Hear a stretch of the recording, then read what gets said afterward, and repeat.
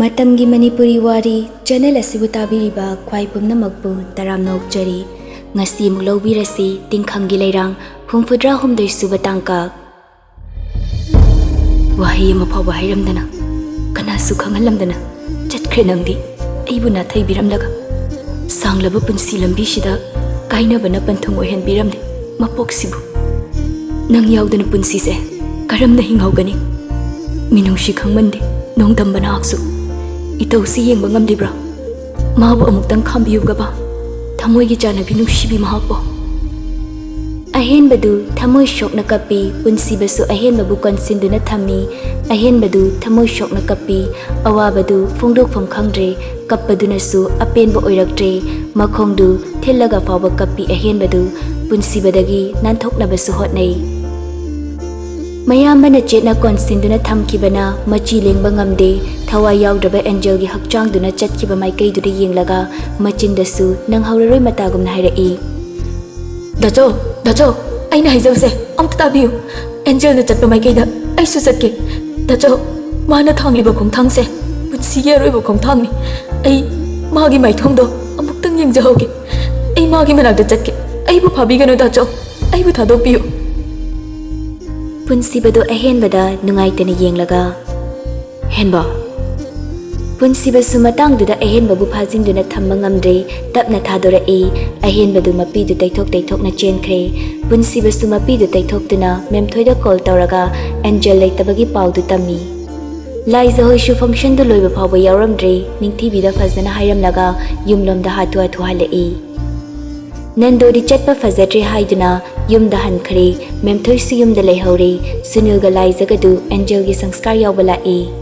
ashumna angel gi thawai yawdraba hakchangdu yumda putharaktuna leikai gi mi mayam changduna mathau mangam pangthoi latadi masanaga phattabaga wanthawa thalaknei ahenbadi ikai ki khangkidre angawbagumna angel gi mamaiduda chuppi makhutuna muknungshina nanbi upai leita angel gi makhongduda kholaga kappi ahenbagi mataudu lakliba miyamdu yengba ngamde khonjel thokna kapnarabani haina khamjaba ngamda adumak aroiba bidai piramnaga chatkhre leihawi madom tumin leptuna mayol kanglaba upalgum thamoi masu pena tengthari awaba mabu koknaba kainabana panthungni khalabra mitmangsida noklamba nungshimi nokto karigi famdagi munduna pubibano sanglaba punsi lambise idom hinghoba ngamkidra asumne angel gi sanskar su loikhre ahenbadi angawbaga chapmanare dada aina dada bu nushibase hainingai leiteda waina phungdok loibana aroi adudi thabak noina ulo natradi khodi thajabagi walete jinbana ko hi tei boramnadi kana khangbano nupi gi thamoi alugi mathel hainari bani dada na kemda khumrise kaigino ha dada na kemda khumrise ekhoini lapthok rise hairo aina pamnise ekhoini lapthok labadani ekhoini lapthok naraga kayam wagi yenglase kaigumba yamwara gana mu ai sikradi tanarak pangam gadabai mawongni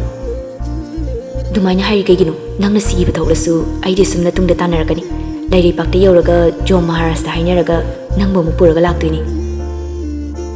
hek ngam gadabai mawongni ngamni ai ngamni angel nang leitaba mapam sida ai mikup amata ithanta lehoba ngamloi aingonda wahi ama phoba hairamdana aibu thadoktuna chatlise kaigino asukkan ba chainabu ifamda khudolaina piramlaga nang chatliba karigino ai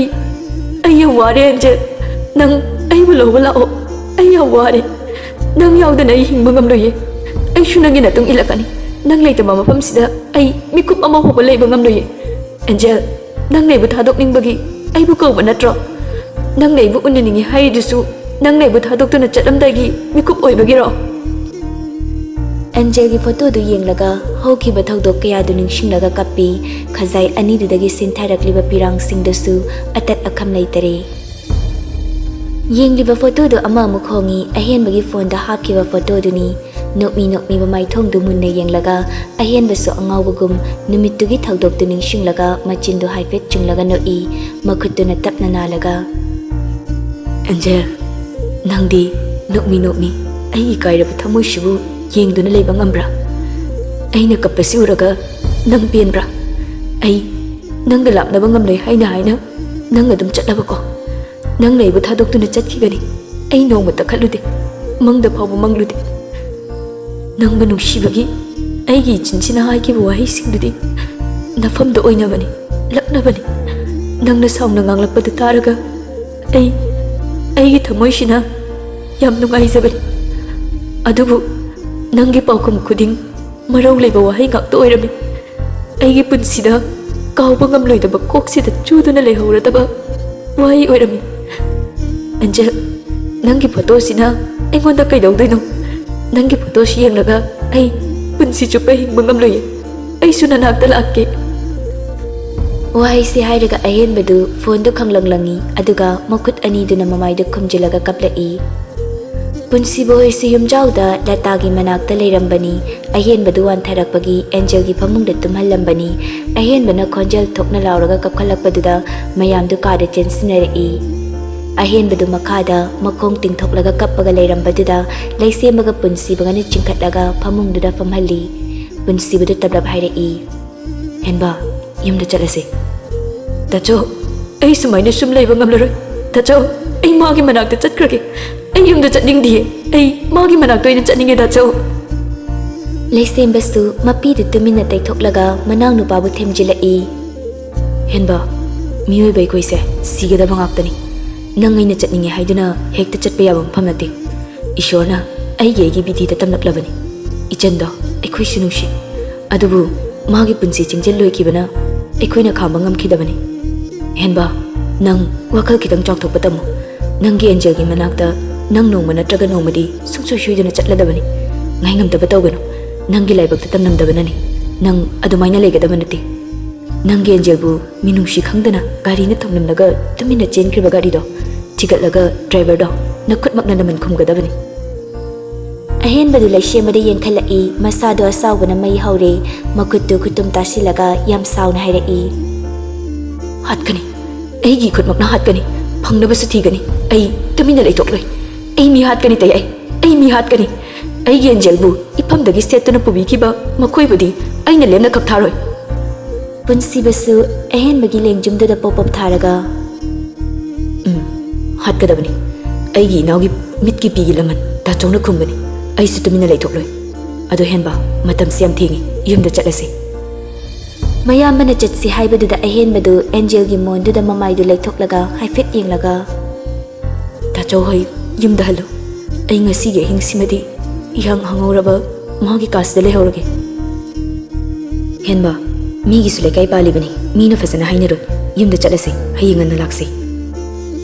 ahen badu tarak iba mapi du fok taithoke haibagi wakal leitre pirang marak tu da tablap hairai tacho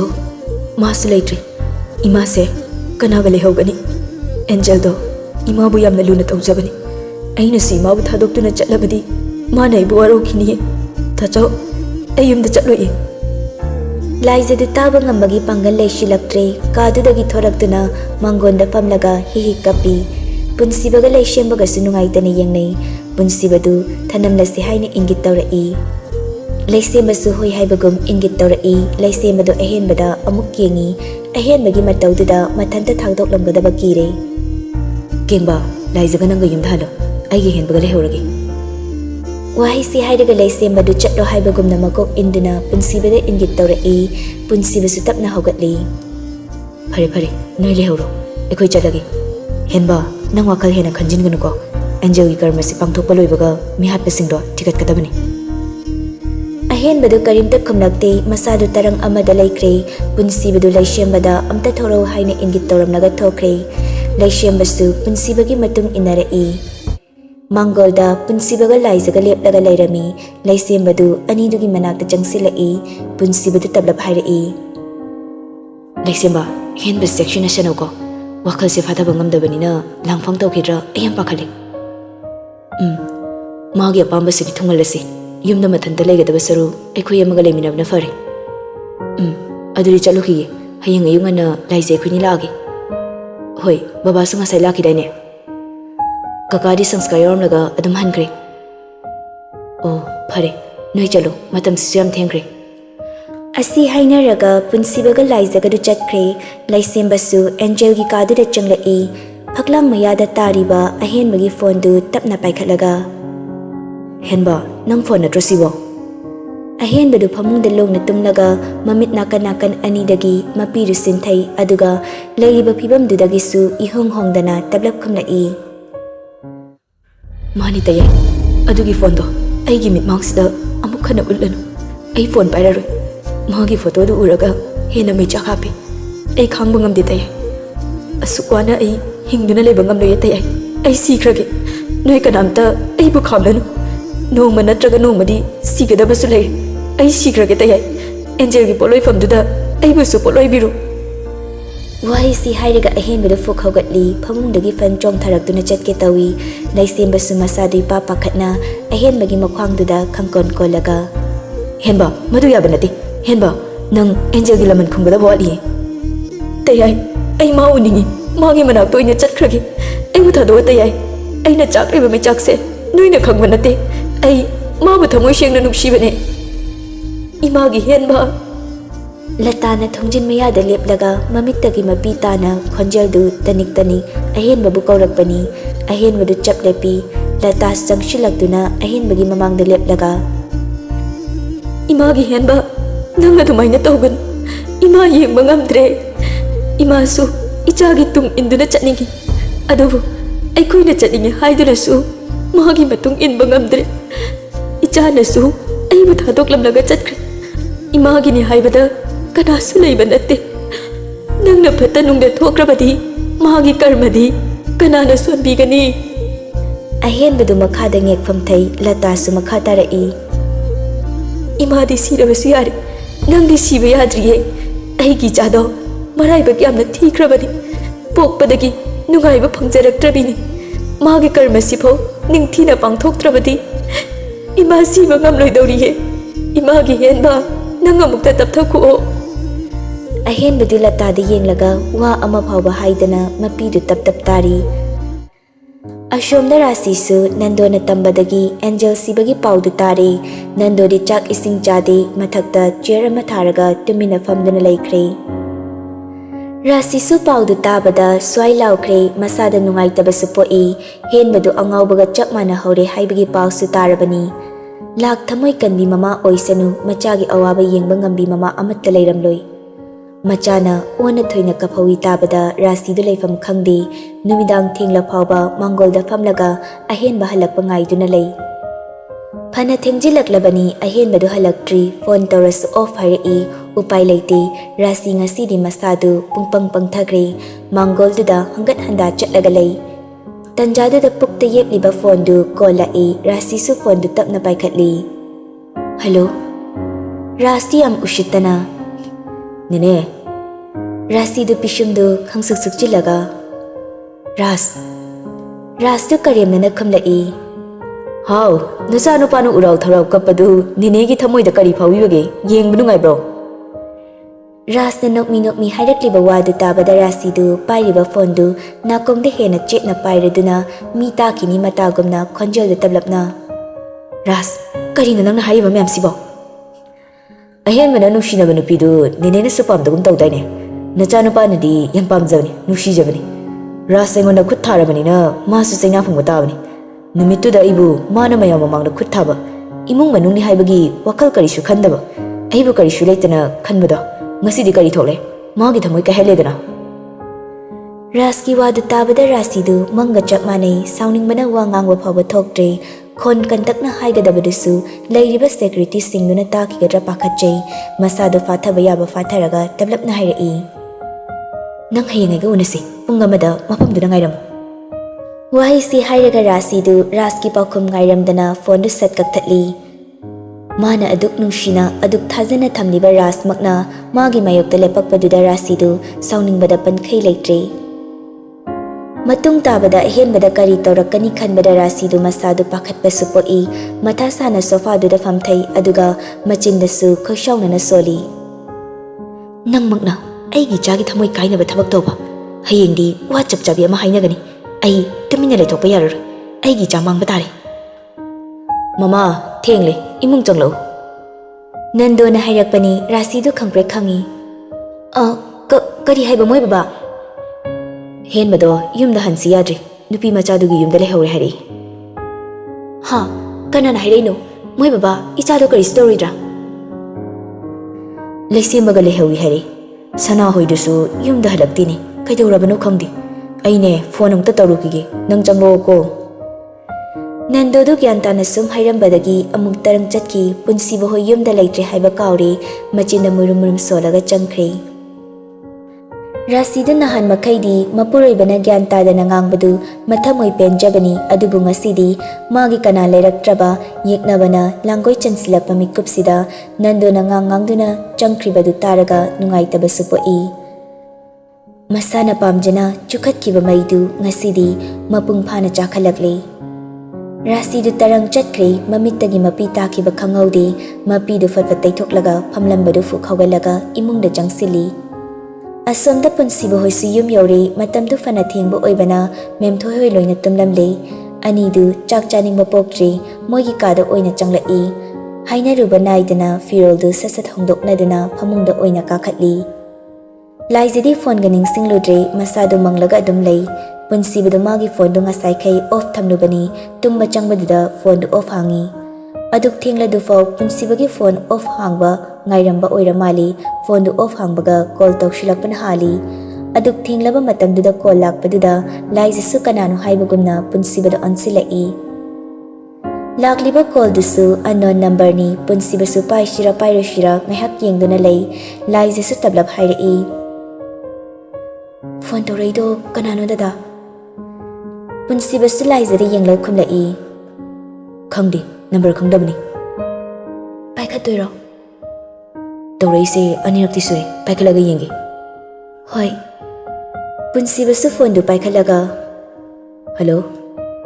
Asomda phone du dagi hairakliba wadi tabada punsibadu mamittu laukthoktaga yenglai. Laizisu punsibagi mit yengduda masadu ithak thakana.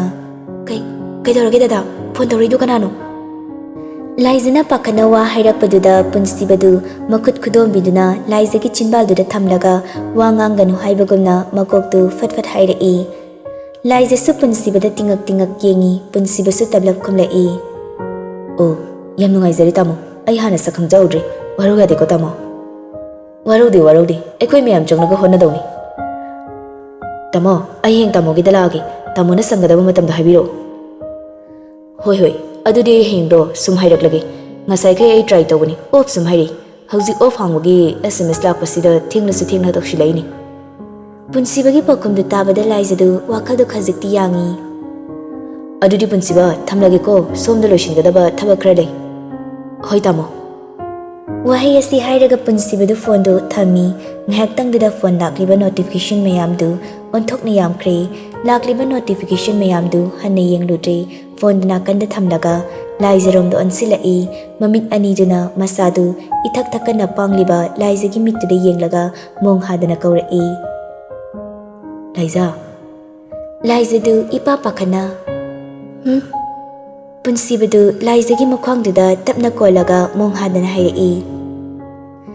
Nangi hona zaman mahiyan bahorakle lambi chumle laiza. Laizadu gyan tadi haibagumna punsibada ngakchanana yenglai punsibasu makha tarai. Pakhatkanu nangna pakhatkan basima hauzik phone tawraklamido music director Loyani. Loya haidi kanano aidi khangdi dada. Tasingbadi tamodo music director ni adubu tamoga line longnareisina liklang paring channel na oiramale nang ngasagi isai sakpado tamosi yengba lakpa male athubada nangi isai mafongna batawshina hari. Punsibagi wadu tabada laizadu manga chak mane pisumdu khangsuk chilaga. Ha, aigi sei phongdeba. Punsibadu makoktu nomlaga. Nangi sei aiba mayamdudagi ama khangalaga yam thuna record toksin hari.